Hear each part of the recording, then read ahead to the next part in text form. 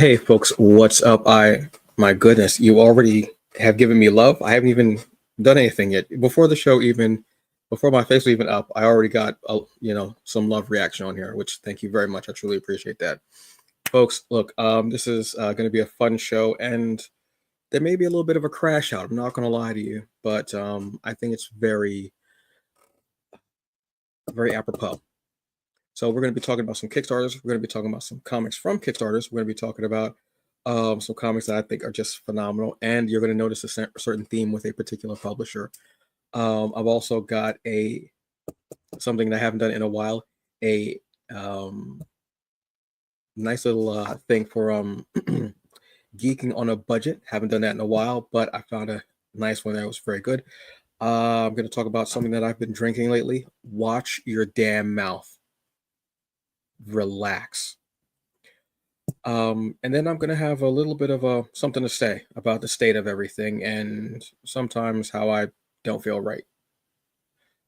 Are you ready? All right. This is the last show for a little while because I'll be taking a break. Okay. Are you ready?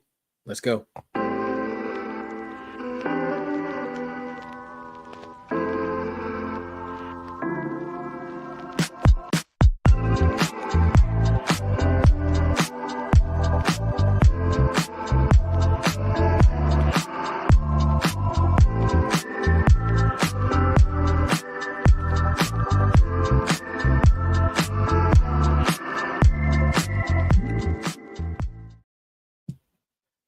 Welcome once again to the Hungry Bleak Show. I am Antonio Pomares, the aforementioned Hungry Bleak, the hungriest man in the room. You can take that however you want, and welcome.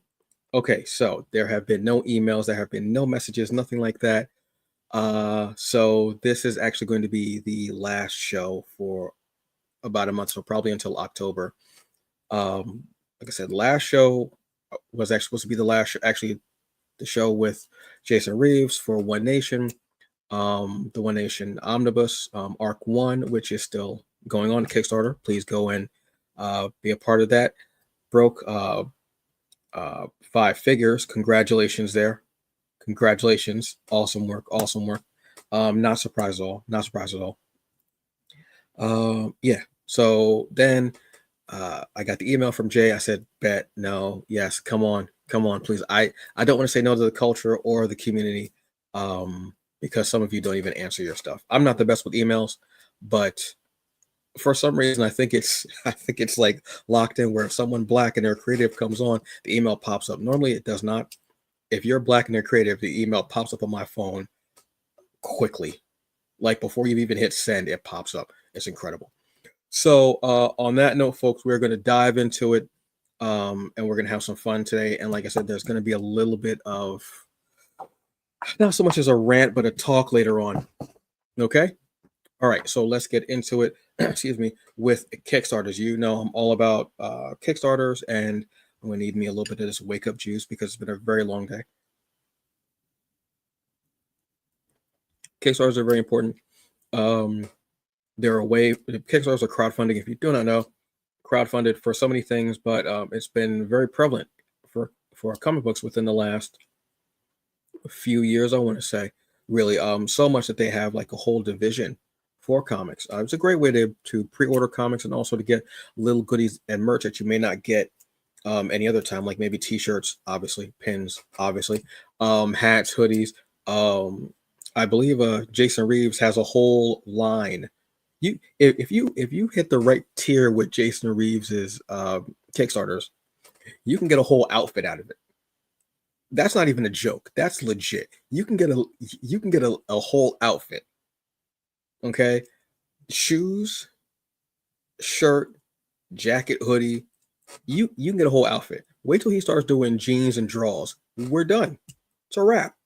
And I figure, and I don't know if I just gave him the idea or if he's already been thinking about it. But Jason, I know you already got some One Nation 133 art underoos going. I'm not even mad at you, brother. I'm not even mad at you. Do your thing.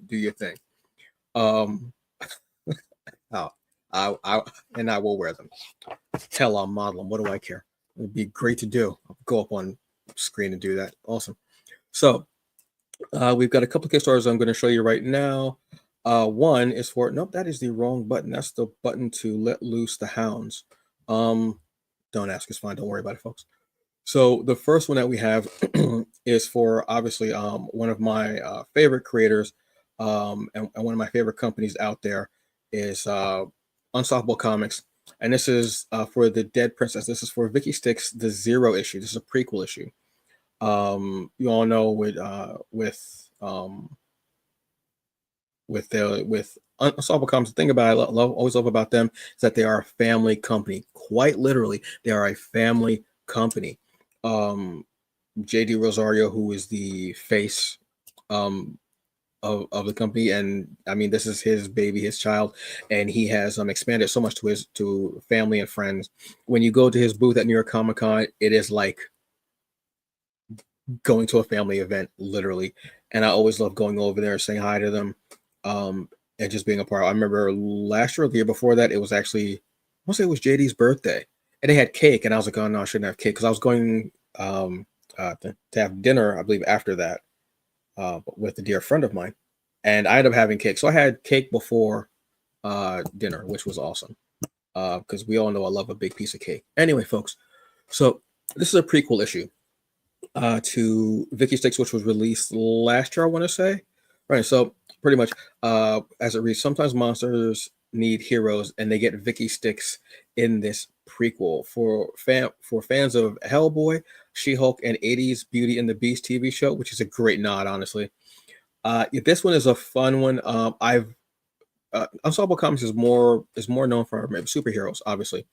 Storm Chasers, Interceptor, uh, uh, Dragonstorm, all these comics. So for him to go into still almost in the genre kind of superhero maybe, but it being more supernatural and horror, I really dig, and I love the fact that uh, that there was this leap, this jump to it. I'm really digging that. Yeah, JD has been in the business for about I didn't realize it's been 50. I know he's been doing it for a long time, but I didn't realize it's been 15 years. Congratulations to you on that. I mean, honestly, honestly, to do anything for over 15 years is incredible. It's amazing. I had a lot of fun with the first issue. So to get a prequel, which I don't always like prequels, but to get this is great because you're going to see a little bit of the backstory of Vicky Sticks. Like I said, I was very happy to see him go into this different route of horror, supernatural, sink his teeth into that. No pun intended, obviously. But I'm happy to see this is here. You still have 7 days to pledge to this, which is awesome. Um, you always want to keep going with it, even if a Kickstarter hits their goal. You always want to keep pledging if you are able to, and if you want to see this great stuff and you want to get the exclusives, because they will have a lot of times they'll have actually tiers or miles. I'm forgetting the name of it for some reason, where they'll go, okay, well, if we get to this amount, we'll actually release this. If we get to this amount, we'll have this artist will do this cover. If we get to this amount, do like that, or even just the fact of just giving them extra, because any money that they usually any money that they'll have over that will go towards the next project. So you'll be funding not only the project that they're having now, but you'll be helping to partially fund the next project and a project after that and a project after that. And that's how you get continuity. That's how you get more fans in. That's how you get more of what you love.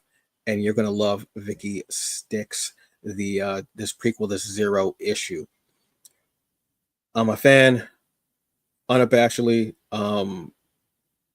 I just believe that, like I said, Unstoppable Comics is something different in being a family business that's a comic book business and publisher. You don't see a lot of that, um, in comics too much, honestly. But you'll see something like that in the indie community, and I love seeing that from them.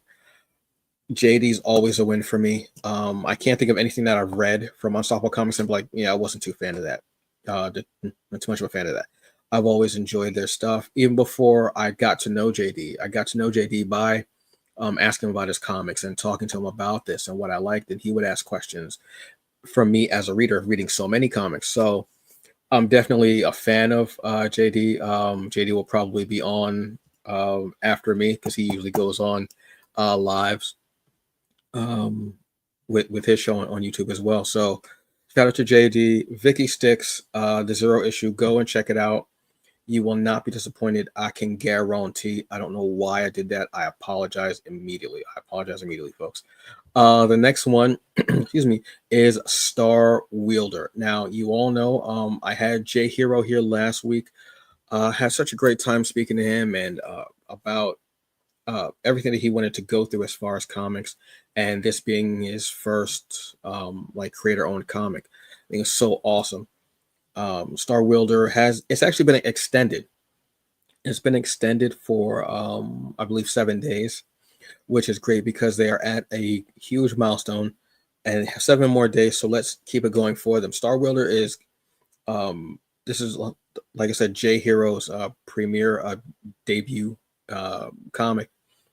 What his creator-owned comic, let's say. He's a pro illustrator and a pro graphic designer. What Star Wielder is about this young black girl who gains this incredible power to wield a star, but she's afraid of fire. So it deals a lot with emotional trauma, mental illness, but also it also stems into things that happened in Detroit's past. Jay was talking about bringing a lot of real life situations into the comic, things that really did happen, and I love when people do that. He brought up one particular comic that did it so well and did it incredibly, which was, excuse me, oh my goodness, which was Bitterroot. Bitterroot does that amazingly, especially with the Red Summer issue, which was like a standalone. Bitterroot dealing with the Harlem Renaissance and this family that are demon hunters, demon killers, demon slayers, demon whatever you like to call them, and bringing real world issues that have happened in the past that have had to do with segregation, Jim Crow, race, anything like that, and bring it into the comic. I love when comics do that. It brings a certain amount of realism to it, which I know is odd to say about a comic, but it brings a realism to it, and it's something that we as far as like people of color, black people, can really emphasize, because you'll see a lot of things that will happen in comics that are more geared towards white audiences, or maybe they won't even tell about anything. When you bring in things that have been a part of our past, a part of our culture, a part of our upbringing, a part of our history, you bring that into it, and it gives the story more heft, and you're able to go in there and you're able to tell a story, and you're able to bring in these items from our history, not just as a backdrop, but also as a reason for why this might happen, reasons for this character's motivation. It's a beautiful way to do it, and a beautiful way to honor those who may have lost their lives or who've been victims or survivors from those traumatic events in our history, because they are our history. They are American history. So bringing that all into it, I absolutely love. So yes, Star Wielder is still here. 7 days you have. Oh, excuse me. Was it 7 days? I believe it was 7 days. Let me go up one more. Yes, 7 days. We're almost there. We're more than halfway there. I'm so happy to pledge to this. I want to see this. I want to read this. Like I said, I want to read the trade. I want to see this as a series. I want to see this however we can get it. But let's start with the comic, because that's where the source material is. So let's get this funded. This is Star Wielder, issue 1. The links for Vicky Sticks and also Star Wielder are in the episode description, so please click on them, go check it out. If your pockets are a little tight and you're not able to, I understand, but please go share it. Let people know that these comics are out there and that they're awesome. Okay, and that is that. Awesome very much. Awesome very much. That's not even a word. I promise you that is not a word, folks. I promise you that is not a word. There have been so many comics that have come out since I've been doing shows with guests. This is not a guest-driven show, but when it happens, I absolutely love being able to talk to people and saying, okay, yeah, cool. This is this, and this is this, because they're just awesome people out there who are doing so many cool things. So let's talk about some of the comics that are out there. There have been a lot, and I am excited to see them, but I do have to actually give a shout to Jason. Paragon draws all day. Brother, if you make it, I will wear it. or whatever Kevin Costner said in that movie.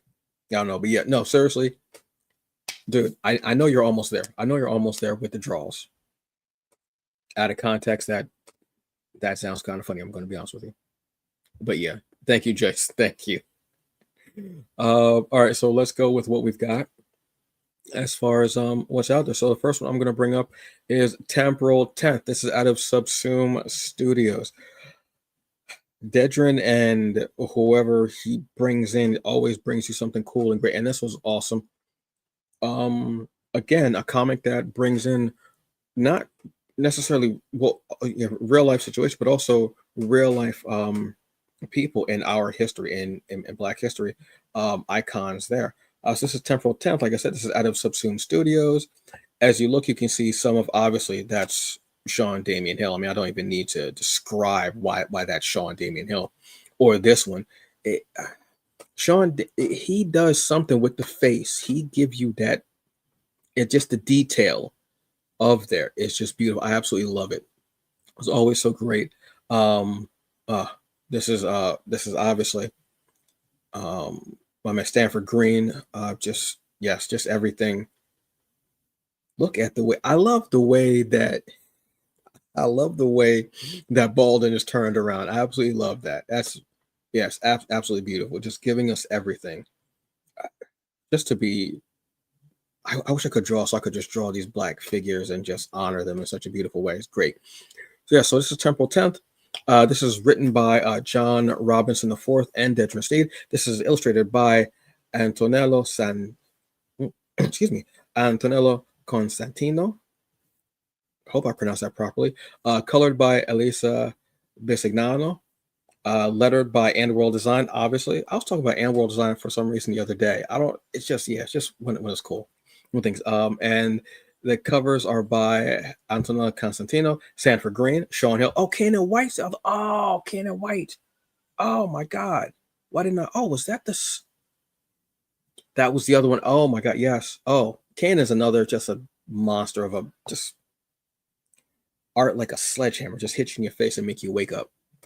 I don't even know what that means. So basically, this is a comic that deals with real world black characters and time travel, and these two children who end up who are like geniuses, who end up at a certain point um, going separate ways in their lives. You don't know why exactly, and we're not told why in the first issue, and that's okay with me because I want to know more about the story. Because as we get into it, so as we open up, we are at Temporal Echo Tuskegee Institute in Tuskegee, 1906.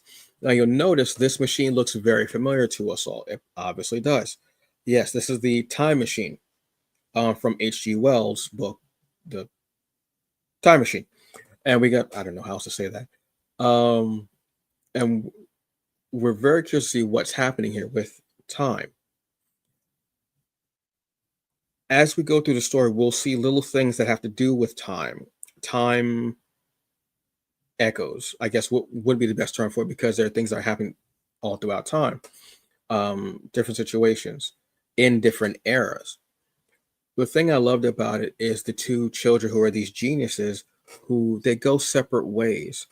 One of them kind of, because of the way they went separate ways, he ends up just just being under the radar, just kind of settling, I want to say, for when he could be doing so much more in his life.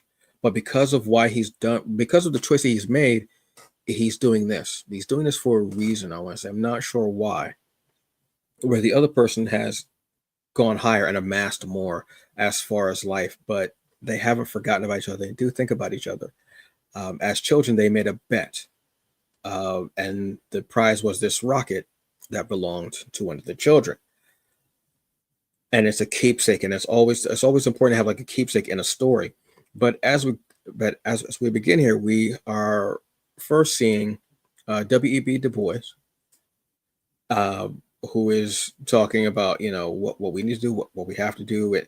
I just love the whole conversation that they're having because it matters. And we're seeing and Booker T. Washington, and they're having this debate about reality and time and what they should do, what they shouldn't do. And then you realize that the other person who actually speaks, and I love this moment when he says he says, "Please proceed, Mr. Wells." And if you don't know, then it clicks to you, oh, H.G. Wells.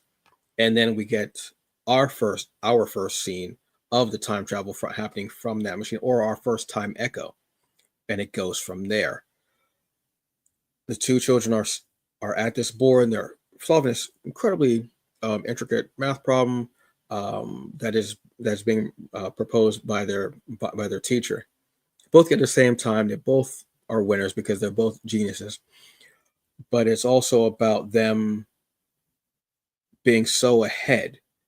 And her name is Miss Peaches. We all love some cling peaches, folks. So I apologize for that joke. Kind of. Actually, not really.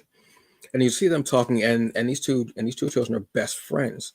And you see them talking with the teacher. She begins to tell them about the talented tenth, and um, how it's this 10%, and how they will bring us all about and just make things better. Um, and it's such a great idea. You don't hear a lot about the talented. I remember as a kid, I heard a lot about the talented 10. Now you do not hear about that. I wonder if they still teach it truthfully, because well, we all know how things are in with education in school. Not the teacher's fault, but with how our government is right now, don't want to teach that. So these two children make this bet about, well, if I want to become one of the talented 10th, and if I do, I'm going to make things better. Um, so well, and he says, in fact, I bet you this, you can even take it until I prove you wrong.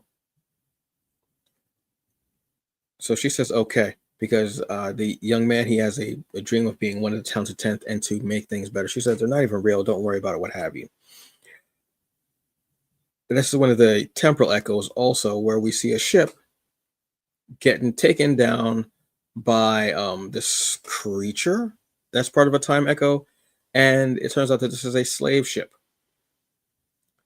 And one of the slaves inside says something in Swahili, I want to say, which basically translates to the ancestors answer our prayers, and takes the entire ship down.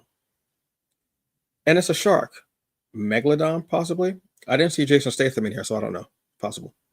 So now we hit present day, and we see the young man is now a bit more grown up, and he's basically genius level, obviously still, but he's taken a different path, and he's kind of settled in his life because of the decision that he made when they were kids. Ends up being um, spotted by this mysterious man who talks to him, knows a little too much about him, doesn't like the feeling, can't shake it. Goes home, gets himself situated, really, and then you see up on his wall, he has all these awards for science. I'm guessing a couple of them might actually be for athletics as well, from his build and from the medals there. So to be both, the to be a danger in front of a board and a danger on a field somewhere in some manner of athletics, I love that as well. So now the man is just in his house. Hey, yo, what's up? Man, you gotta get out of my damn house. Fight ensues, and then he's interrogated by these people about this. I love the fact of having this agency looking for him, trying to figure it out. He goes on the run from these people when he is contacted by his old friend, who brings him into this group, this organization that she is now a part of. And it is called the Temporal Tenth. Even their old teacher, Miss Peaches, hey Miss Peaches, is there. I apologize, folks. Actually, no, I don't. She's there to take him to this facility while those agents are looking for him, trying to figure out where he is at. And you see even this thing about this little movement here in the car. Why didn't we get hit? Oh, because we're using time, a temporal dislocation. Yes, yes, yes, yes. And when he finds out that his old friend, who is back at the Tuskegee um, Institute, and it's at Morehouse College, at Graves House, go down a secret elevator, and she's standing there, and she, you see the obviously the time machine again is back, and she gives him back the rocket, and we go from there. Absolutely yes, absolutely yes, absolutely yes. This was just really cool to me. I love the action aspect of it. I love the science aspect of it. I love bringing in real world characters. I love having these two characters wondering what happened between them for him to go the route that he did and for her to go the route that she did. Was there a sacrifice that he made so she could have this while he just kind of squallered and just settled for less? Why hasn't the teacher aged? Miss Peaches is still looking the same. Hey, Miss Peaches, I'm sorry. I apologize. Not really. I don't care. But I definitely enjoyed this. This was an awesome comic. Yes, give this to me more. I'm always happy to read comics like this that are just so fun and make you just so invested in it, which is what I love. Art is on point. I love the brightness of the colors. Pink, I'm seeing, and like a little bit of violet plays a definite part in the story, which I like. I love when people use colors to tell stories as well. But just seeing everything here just made me go, yeah, I'm so into it. So, Temporal Tenth out of Subsume Studios. They've even have. I'm trying to get back to the credits, because even in the credits you see Dedrin's the editor, but then there's Kamal Modin, who was the data science researcher. Julian C. Chambliss was the guest curator. Jonathan Gales, PhD, was the Africana Studies. So I love having people in the books that actually give you something, and even executive producers. Uh, Dr. H. Justin Ballinger, who's a PhD.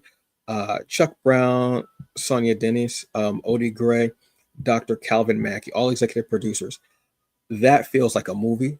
Feels like a big deal when you have people who are helping you along the way as well with subjects you may not be particular in. And as much as I know that Detrin is um, the emperor of tech, I'm not sure how much he knows about time travel. Although I do have my suspicions that he is a time lord and that his hat is his TARDIS.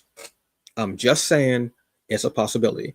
But if you have the opportunity, please go and check out Temporal Tenth. This is out of Subsume Studios, and that was a definite winner. Now, another winner was this comic that I got from Kickstarter also, which is Battlemex. This is out of Tres Luchas Studios. This is cool because it's like what's the title? Sentai comic. So kind of like Power Rangers, I guess um Beetleborgs. I don't know why Beetleborgs and VR Troopers are in my head. Um Mass Rider, Common Rider, anything like that, comics like that, which you would consider to be a part of anything where I guess younger characters, they have armor, they battle, a monster or something like that. Anything like that, I guess, would be considered Sentai. Almost messed up and said hentai. Don't think it wasn't going to happen, folks, because one day it probably will. So this is Battlemex. Um, I love the art. I don't know what it was that caught. I think it was just the idea of this is what caught me on Kickstarter. So we have David A. Rodriguez is the writer. Stefano Simone is the artist. Buddy Boudouin is a letterer. I hope I didn't butcher your name too much. I apologize if I did.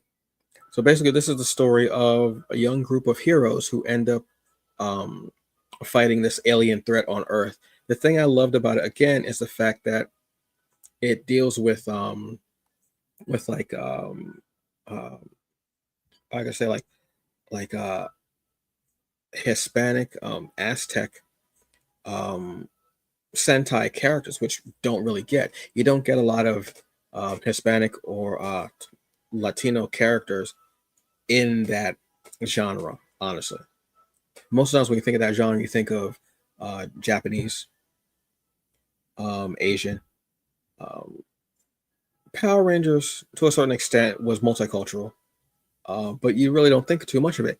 So I love that that that combination there. So it's basically your usual story of something came to Earth, and it was a threat, and it's been dormant all this time, and then but at that time, one of the characters actually goes in. I first off, I love this panel right here. Let me see if I can enlarge this. I love this panel right here. It almost looks like a negative. I love just the whole flow of it. It feels this particular panel right here feels very ethereal. Feels very I don't know what the word would be. Very fantasy like, which I love. I just love. I think that would be just that's like something you could like make a black light poster of and put it on your wall. That was very explicit. I don't even know what that meant. That was crazy to say, and yet I enjoyed the fact that I said it. And it's like this creature and this woman has been in cahoots with it. Cahoots. How old am I? Jesus, it's over. While they're canoodling, what the hell is what is with the words I'm using today? You see this figure is trying to stop and sneak around by taking these jewels, these shards, and then we come 20 years into present day, and we're in the same city, and how the trials and tribulations happening. I just love this story of and anything that happened. Like I really enjoy Sentai, so as I don't read as much as I should or watch as much as I should, truthfully, but I really enjoy stories like this.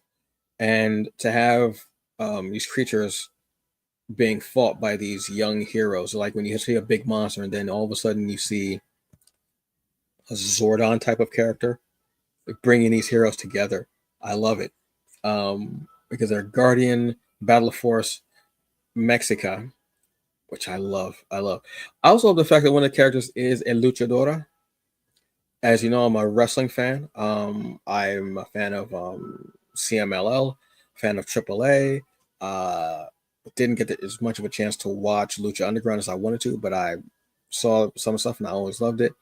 So I love again bringing something from the culture into the story, cements it even more, and just brings it there, brings there a certain authenticity, a certain realness to it, a certain beauty to it, and also just seeing the fact of a luchadora who is just whooping ass and also being a real life superhero out of the ring. And then you see the change. Obviously, this is giving me definite Gotcha Man, G Force, Sailor Moon somewhat, but more Gotcha Man and G Force. I absolutely love. If you have the chance to go and check out Battle Mechs, absolutely. I like when comics can make me happy. I just put the itch inside of my cheek. That's why I stopped mid sentence, actually mid word, mid syllable even, because I bit the inside of my cheek, and it hurt. But I'm a grown man. I'm gonna sit through it. I'm strong with it. So this is another one I got from Kickstarter. I get a lot of comments from Kickstarter, matter of fact. So yes, please go and check out Battle Mechs from Tres Luchas studio, which is a lot of fun. I promise you. All right, so next one. This is when we're going to start getting into it. This is when we're going to start getting even deeper into it. So the next one is Speed Racer. Yes, Speed Racer. I did not stutter. Speed Racer. Speed Racer has a new comic. It is 2 issues in, and this is from Mad Cave Studios. We all know. We all know how I feel about Mad Cave. I told y'all. I told y'all Mad Cave was coming for you. I told you Mad Cave was coming for your neck. You didn't believe me? Now here it is. We got Mad Cave. So this is an updated version of Speed Racer, which is what I love about it. I'm just a fan. But then we get this OG cover, which is great. So this is from writer David Pepos. We have artist is David Tinto. Colorist is Rex Locus. Excuse me. I'm sorry. Letterer is Buddy Bodone. What's that? Saying the name again. Awesome. Which I love. This is we all know the story of Speed Racer. Speed Racer and his brother Rex Racer. Rex was the older brother. Rex the older brother. He was also a racer. Pops Racer is their pops. Yes, I know the name Racer is crazy. I know. And they are this race car family. Rex was this incredible champion racer, and then one day he's believed to be gone, dead. So Speed says that he's going to carry on the mantle of being this racer, of being, well, he is a racer because that's her last name, but being this championship racer, championship, and we all know that the iconic Mach 5 car. But what ends up happening is Speed is doing street racing. So this Speed is a bit different. He's got a little bit more of an edge to him, a little bit more of something there. And this is also modern day too, so we're getting more of the social media engagement. They're I think Spridler is his brother. Yeah, you see Spridler's on his phone. You know, he's live streaming the race and what's going on. This was awesome. I absolutely love this. Mad Cave is doing something great with bringing some of the older stuff into modern day comics. They've got a comic for Dick Tracy. They've got a series of comics for Gotcha Man. They've got one for Gotcha Man. They've got one for Joe. They also have one for Galacticus. What's his name? I think the villain. I want to read more into that because I've been really wanting a Gotcha Man comic for a while, and I read that first issue. Remember, I talked about it, but I haven't read the rest, which I want to get into. But I love seeing the Mach 5 in a street race with all the gadgets and everything that it's always had, and it's basically for money. So this is not the usual street racer, and he brings the Mach 5 back home, gets in trouble with his father, and go with there. So you're going to get the hijinks, you're going to get all of that going, but you're also going to get the same heart because Speed ends up having to become this racer and having to grow up longer because something happens to Pops. I love it. You get all the usual characters, and you do get Racer X as well, who's always a favorite of mine. Absolutely.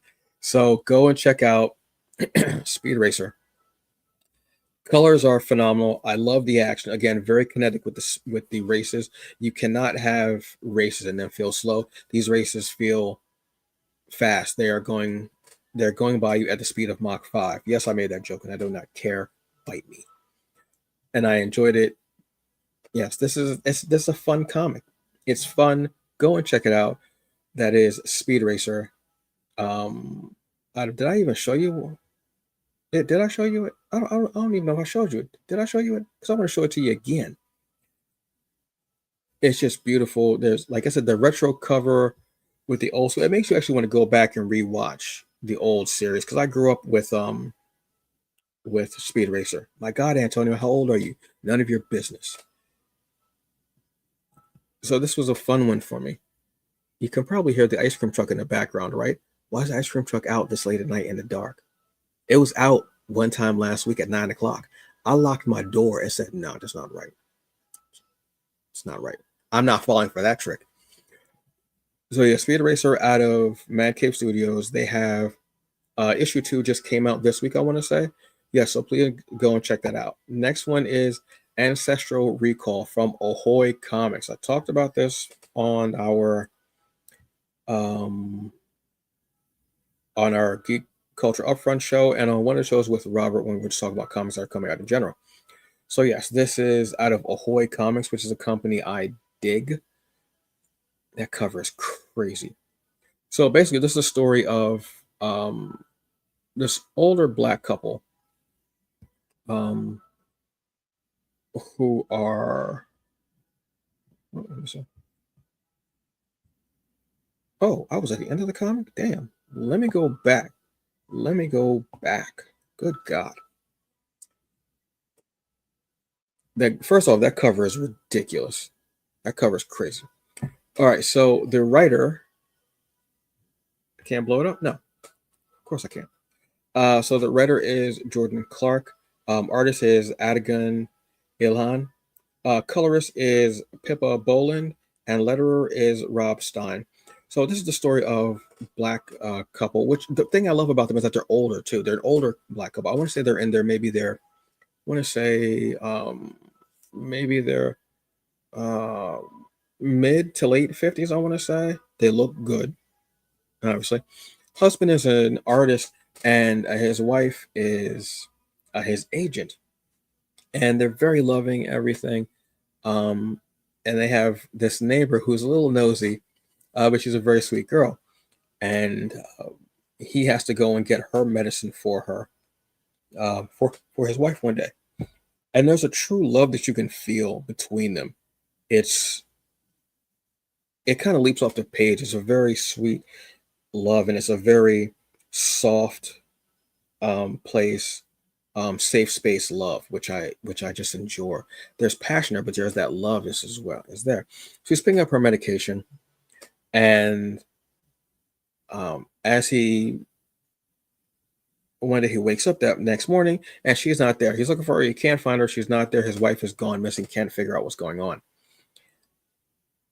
And he begins to realize that he has this ability where he can call into different, excuse me, he can recall the abilities from iconic black um, figures. And he starts to channel Sam Marlowe and trying to figure out what's going on. And then he snaps back into it. And he's got to figure out how to use this ability, how to really make it work and figure it out, all while also trying to figure out what happened to his wife and where she is. And then he begins to channel. I'm trying to remember the character's name.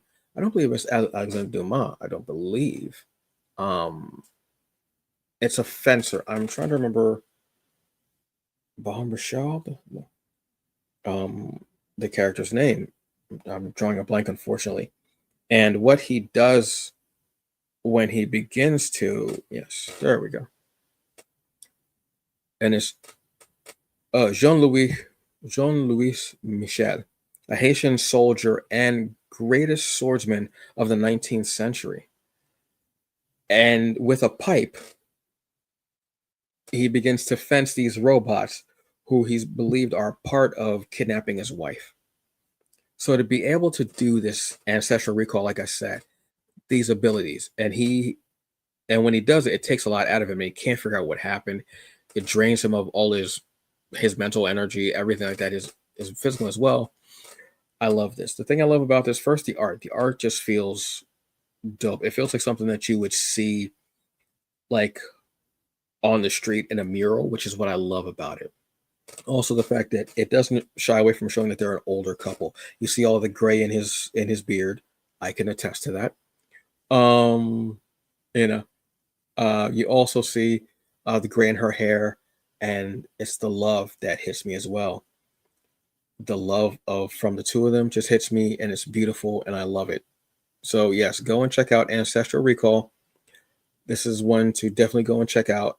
Ahoy Comics. I think issue 2 comes out next week, I want to say, but the art is dope. The story is really incredible, because we always talk about Black trauma being in our DNA, but we also have that ancestral recall. We can also call upon gifts. So it's not just the bad that's in our DNA. There's also a lot of good and a lot of amazing things, and you might even find a superpower in there, one or two possibly. So yes, go check out Ancestral Recall from Ahoy Comics.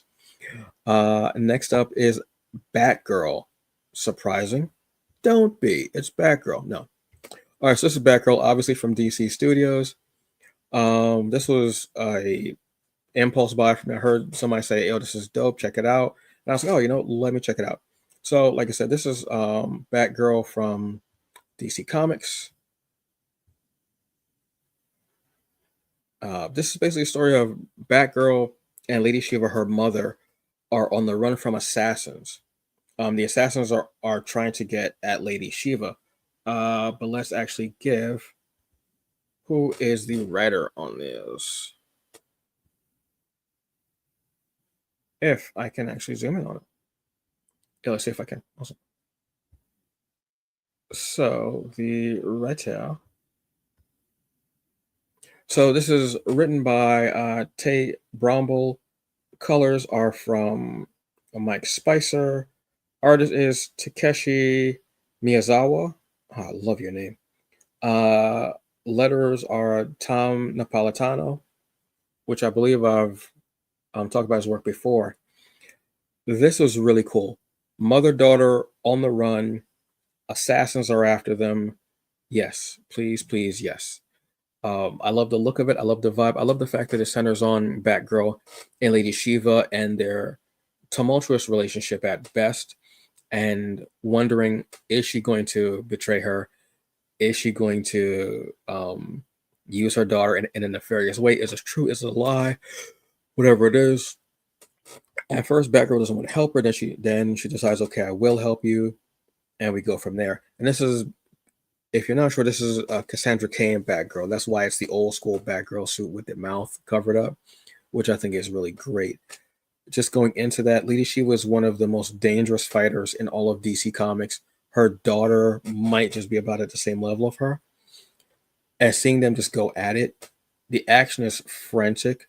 The story is engaging. I love an on-the-run story, especially when it's mother or daughter and trying to figure it out. And they're both trying to figure out, you know, can I trust you? Can I trust you? Can I trust you? All the while still being chased by whoever. I believe there's even a point here where we see Bronze Tiger's son in a later issue. I love the fact of Bronze Tiger being mentioned and also his son. Bronze Tiger is also one of the baddest fighters in DC. You don't hear a lot about him. I think you hear more about Lady Shiva than you do about Bronze Tiger. I hope that this brings Bronze Tiger into the fold. I don't know who his mother is, though. It would be interesting if it was Lady Shiva. Don't know how that would have happened. But yeah, this is just cool. And Lady Shiva ends up showing a little bit more motherly. She does love her daughter, but it's in a very warped way, kind of like how Deathstroke loves his kids. Actually, no, Deathstroke might be worse. Actually, that might be neck and neck. I don't know. I don't know. Potato, potato. But this is one to go after. So I definitely will say, yes, go after Batgirl. Awesome. Loved it. Definitely worth a read. And the last one I'm going to talk about, I'm doing this kind of rapid fire now. Yes, I know, folks. The last one I'm going to talk about is Eat Your Young. This is also out of, say it with me, Mad Cave Studios. This one was one that I wanted to read, and then when I actually got to it, I was like, oh, this is better than what I thought. Covers are just ridiculous. Brian Bussalato is the writer. Matteo Monaco is the artist. Buddy Baudon, again, big week for Buddy, as a letterer, and Tim Daniel is the logo designer. So basically, this is the story of sibling rivalry on adrenaline and then soaked in gasoline and set on fire. Here's the story. There is a clan, a family, and there's an alpha for each family, and the alpha is immortal, and the alpha's children are immortal. But every 100 years, for about 27 days, the alpha becomes mortal, and so do his children. So this is when the alpha has a choice. They either are going to stay the alpha and stay immortal, or they can relinquish the title of being alpha and one of the children can get it. Or they don't have the choice, and the children actually will try to fight the alpha, kill him, and drink his heart's blood. And then they'll become immortal. But then all the siblings from that previous alpha will lose their immortality and become mortal. And it's only for these 27 and a half days, I think it's said. I want to say it's 1 century. Every century. Well, that's what happens here. But this alpha decides, I want to give up my mortality, and I've chosen who will be the next alpha because he's tired of fighting his children. He's tired of killing his children. He's been doing this for 2,000 years. So you begin to see all the different types of children. Now, they even said, yes, the usual types. There's one that's an assassin. There's one that's a psychopath. There's one that's a serial killer. There's one that's a soldier. There's one that's a pacifist. There's one that's a fighter. But then you have these twins. The twins are the worst out of all of them because of what they do to one of the children. Elsa, the youngest, she's maybe, I don't know, maybe, let's say less than 7 years old. They go and shoot her in this period of time. Excuse me, folks. They do this just before the period of time starts where they're mortal. So she will recover. But now it's him trying to figure out what happened. Why did you do this? I was ready to give it up. And they're mad because they're thinking that she might be the next choice for the alpha. But we're not exactly sure. I absolutely loved it. A father who goes on a revenge streak against his children, the the gift of immortality kind of hanging in there, all these different children trying to plead to their father why they should be the next alpha. One of them is an addict too, and who was there, but the father, the alpha, hates him because he's an addict. He has all this immortality, and what you choose to do, you choose to be an addict. I thought that was a very poignant story, being an addict and also being immortal. What does that look like? That's a very interesting little key beat. I hope they explore that a little bit more in the story, because I feel like he might play a little bit bigger role. And then we're told here we're told about how it happens. Um, yeah, so it's, and they call it, there's a zero sum. So either you are the immortal, the alpha, or you're going to just die in however long you have left. This was action filled, very interesting and awesome story. Um, and the different routes you can go with this, and that you can spread the story out between the different children too, and what their life was like in their previous, before this time comes, and what they did in their, like, there's a daughter who's a fighter. I want to know what brought her to that, and what it was like for her to be a fighter. There's another one, the addict one. I want to know what that life was like. There's so many different avenues you can go through with the story.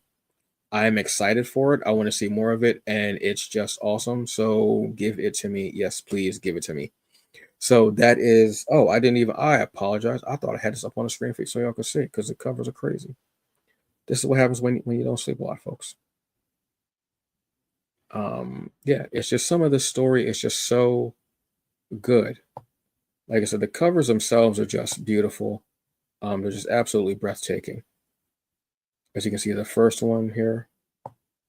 Um, and then you can see more of the other cover I love is this one as well, obviously. And it's, this picture tells, I think, the whole story of just sitting on a throne that's being heavy, weighs on him.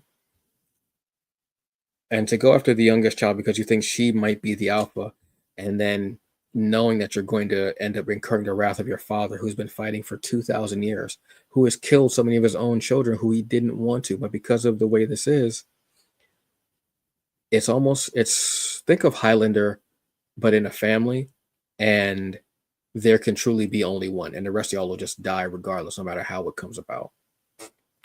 I love this story. It almost made me kind of feel like I was reading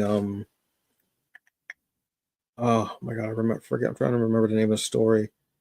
Um it was from Boom Studios. If I remember the name of the comic, I will. But it was just so beautiful. It was about this family who sold drugs, but the drug was the remains of people, and when you smoked it, you could get their abilities, their memories, their what have you, their essence. You can even sit there and have conversations with them depending on how the ashes were prepared in the drug, which was awesome. This is a very cool. Like I said, I want to know. This is Trojan, Trojan. There's Antonio, who's the fighter. Then there's Percival, who's the righteous one, who everybody thinks is going to be the alpha, because of how he's always been treated and perceived. Very interesting. I'm down with it. I want to see what's going on with the story. So yes, this is Eat Your Young. Even the name is crazy. This is out of Mad Cave Studios. They are on a hot streak. I can guarantee they are one of those companies to definitely check out. So we're running tight on time, so I'm going to give you two things. One is Geeking on a Budget, like I said, right? I said I got one for you. I have got one from Cerise Rennie Murphy, friend of the show, award-winning writer. She has a summer reading bundle for $12, and it is these three books here, and it is ebooks, I want to say. Um, but there are different tiers. Like you can do like just the ebooks, and it's these three books. It's Between Two Seas, which is a collection of short stories. I love that cover. Just look at the nose and the lips. Black women are just, Lord, y'all just don't know. And it is To Find You. In this life and the next, choose love always. And then this is the one that I read. Well, I give myself too much credit. Listen to this is Order of the Seers, Book One. This was just a epic kind of, almost felt like That there was so much into that. With it was, I can see why it had to be 3 books. Just a very epic story of two siblings. One of them finding out that they have these psychic powers and running from these people who are hunting them, finding out about their parents, finding out that there are more of these seers, and then there's this secret organization trying to get them all together and use them like weapons. Absolutely loved it. Cerise is a phenomenal writer.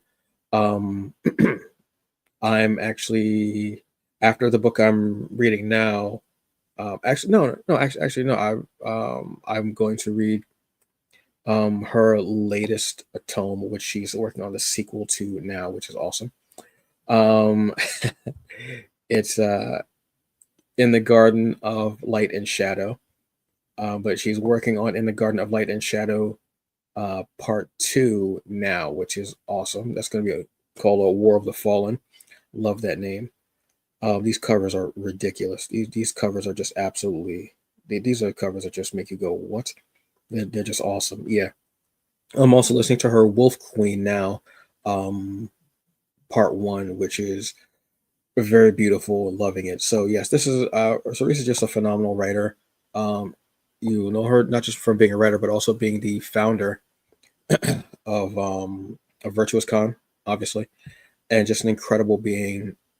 Just the one she does for a nonprofit, and just like I said, an incredible award-winning, phenomenal author as well. So there you go. You've got it there. So that is, she's got that summer bundle going right now. Starts at $12 for the ebooks, and then you can go different tiers that they'll have there. But yes, go and check that out. Summer is almost over, but why not still get some good things to read for fall? Because you know you're gonna be inside on the couch drinking your hot chocolate, in your shawl with your blanket on your legs. Got the smell of cinnamon in your house, and you're done saging, so you got to sit and read and just relax and take down the tension from the day and everything like that. You know what I mean? So yes, please go and check that out. It is on her website, CeriseReddieMurphy.com. Go and check that out, and check out her other books as well. You start with the bundle, expand to the other books. Pre-order War of the Fallen as well. It's going to be awesome. And so that's everything for that. But I have something else. So my bleak perspective to end the month is geeking and guilty. Hear me out. Sometimes I feel guilty sitting here talking about comics and such like that when the world is, well, at least America is burning around our ankles. M. Shyas Dash told me self-care is a form of resistance. I'd never heard that before. I'd never thought that before. It makes perfect sense. Loving yourself, loving the people around you, um, is definitely a form of resistance because this whole thing is trying to just make us not love ourselves. This is going to get very dark. I apologize, but it needs to be said. In Minnesota, we had a school shooting. It was at a school, and there 2 children were shot, I want to say. And then the gunman died from a self-inflicted gunshot. They never take them alive, do they? Excuse me. I mean, they never take them in. I take them alive where the gunman actually does it for them. This is the first week of school here on the East Coast, anyway. I'm not sure what the school schedule is like for Minnesota. But it's the first week of school, and we have a school shooting already. This is not the first time this has happened. Not a school shooting, obviously. This is America. This is America. We had a school shooting in the first week of school last year as well. I think we had a couple of them. Continues happening. There was a time when you went to school and you got your clothes laid out, and you're like, "Oof, man, this is great." And you got and you look at that outfit, you're like, I'm killing them. I got this. I got this. Now these school shooters lay out their guns, their ammo, their clips, their weapons, and they're closed and they say, "Ooh, tomorrow I'm gonna kill him." That's where we're at.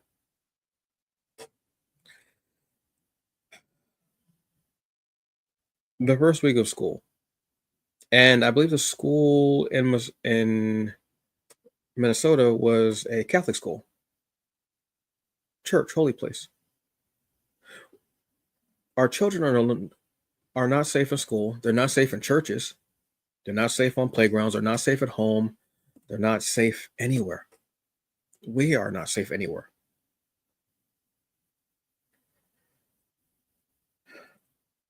And it continues to happen, and nothing has changed about gun laws. If anything, people say, "Oh, we need more guns.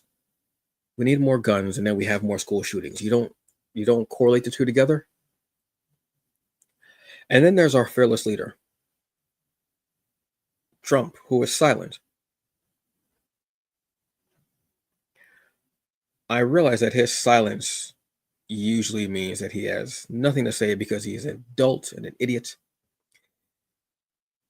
He has just every time you think he can't do any worse, it gets worse. He gets worse, regardless.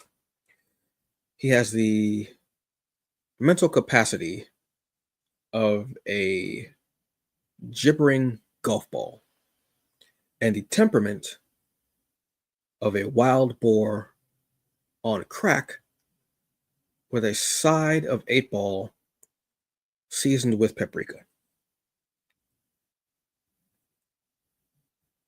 He's just making things so much worse and so much worse and so much worse each and every single time he shows his face or he puts pen to paper. There was a saying, the pen is mightier than the sword. His pens are doing much more than anything a sword could do. They are launching weapons. They are launching rounds at innocent people. They are causing civilizations to die, people to die. And today, I believe, he revoked Kamala Khan, former Vice President Kamala Khan's Secret Service, which is not only petty, but also means that he fears her. Because the only time Donald Trump does anything like this is to be petty or is because he fears it. The way he is whitewashing history means he fears what will happen. But it's also a thing because it's trying to detract from us asking, where's the Epstein list? We know your name's on it. We do. We elected a predatory felon game show host to be president of the United States.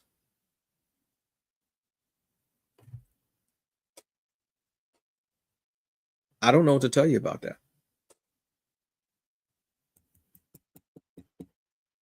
And every day it gets much worse, and we do not care. This country does not care. This country does not care about children. The minute I saw Sandy Hook and how nothing happened after those children were gunned down, I said, the rest of us are cannon fodder. We do not matter, do not care. America does not care. MAGA does not care. MAGA hates us. MAGA hates anyone of color. MAGA hates anyone who is taking the shine away from white people. MAGA, make America great again, basically meant make white great again, which white was never great. You were here. Because America is always associated with Americans, which are white. Because if you are anything but white, you are Native American, you are Puerto Rican American, you are African American, you are Mexican American. You rarely ever hear someone say, "Oh, he's English American." Never, never. They're a group of racists,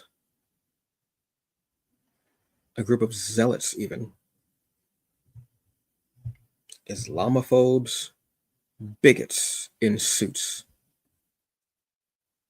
So sometimes I feel guilty sitting here talking about comics every week. But then I think maybe this is the time that someone can actually just let go of everything and relax and chill and breathe and hear me pontificate about comics and what have you. And as I was making the bullet points for this episode, and yes, I truly did mean to use the word bullet points because, well, this is America. Bullets aplenty. I thought about the thing that I said about laying the clothes out. Was that too far? Was it too? How do I deliver that? Then I realized even with words, we are being held back. Certain things we cannot even say. We are more worried about the words we use than the survivors and the victims of said crimes. We can't say the words, and words are used to have an impact, to make us feel, to make us recoil, to make us feel something. Because if we do not feel something and we become numb, then we will not care about these things happening. Look at the Minnesota shooting. It is a speed bump where at one point it would have been something that would have stopped us in our tracks and made us think, but now it is a speed bump because it happens so often in America that it is just another situation. And we go, oh, well, it was only two people that died, because we do not think of it anymore. We do not use the words anymore. George Carlin was right when he said that words are softened, words are being taken away. He gave the example of shell shock. Shell shock makes you think, yes. But then it became, what is it, war weary? Then it became post traumatic. Now, post traumatic is actually okay because it actually can speak about many things that have happened to you that have caused that post traumatic stress disorder. But when we cannot use the words to actually describe the thing that happened, it it softens the blow so we don't have much of an impact. It does not hit us as much. We have to say things like unalived. We have to say grape. We have to say SA. We should be able to say those things because they are triggering, and triggering will make you feel it and make you understand how horrible of a thing has happened. It will make you think of the survivor and the victim of the said crime.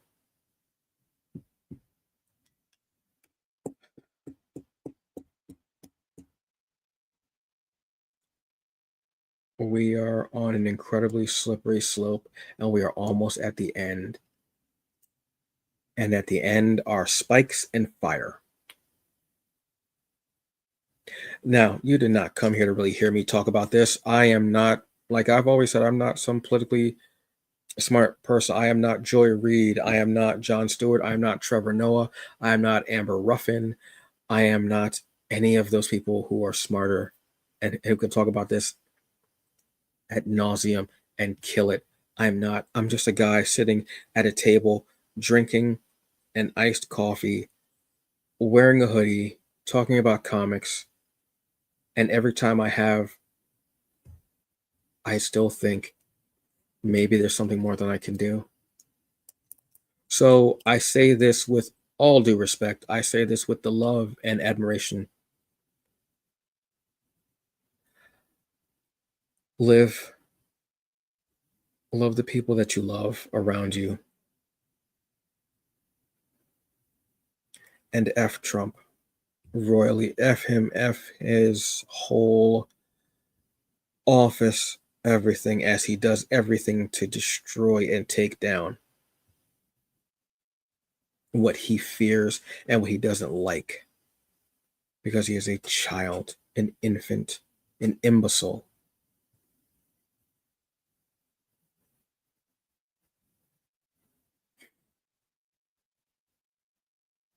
I'm going to go. I'm going to watch TV, and I hope you all have a very good night, because at the end of the day, what do I know? Because this is just my bleak perspective. I will see you all in October, and hopefully, we will have better things to speak of. We will have better things to discuss. We will have so much fun. But sometimes it's hard to have fun and think about this stuff when every day there's something else that he does or doesn't do that makes this country worse.